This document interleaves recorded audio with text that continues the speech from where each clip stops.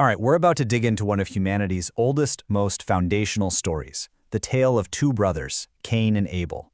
Now, it's a story you probably think you know, but trust me, it's packed with surprising details about jealousy, faith, and a single choice that led to the world's very first crime. So let's get into it.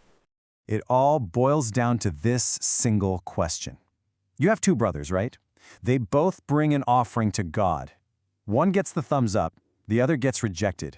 And this one moment, this one event, sets off a catastrophic chain reaction that ends in murder.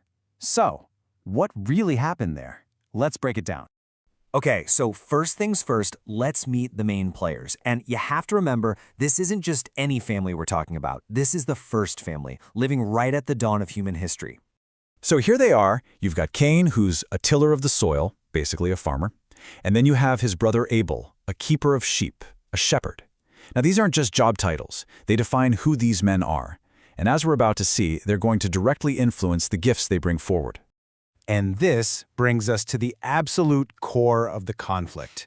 This is the moment that changes everything. It's all about the offering. Now, pay close attention to the language here, because the contrast is everything. Cain brings an offering of the fruit of the soil. See how generic that is? It's some of what he grew. But Abel brings the firstborn of his flock. This isn't just any old sheep. This represents his very best, the most valuable part of his entire livelihood. And that right there, that's the heart of the matter. This wasn't really about vegetables versus livestock. The point is, God was looking past the actual gifts and into the hearts of the givers. Abel's offering was an act of faith. He gave his absolute best. Cain's, it seems, was just an obligation. So you might think this rejection would cause Cain to, do some soul searching, maybe try to do better next time. But nope. Instead, it sends him down a really dark path, transforming that jealousy into a burning rage and eventually into violence. And you can just watch this tragic downward spiral happen in 3 clear steps. First, there's the rejection, and Cain becomes furious. Then, God actually gives him a direct warning, a chance to turn back, saying that sin is literally crouching at his door. But Cain ignores it. He invites his brother out into the field, and he commits the final, terrible act. And then, in the silence that follows the murder, God asks a question. And it's a question that has been echoing through all of human history ever since. A question about our fundamental responsibility to one another. Cain's response is just as famous, and it is absolutely chilling. It's not just a lie, I do not know. It's a total rejection of any human connection. He tries to sever the most basic bond of family with that one defiant question.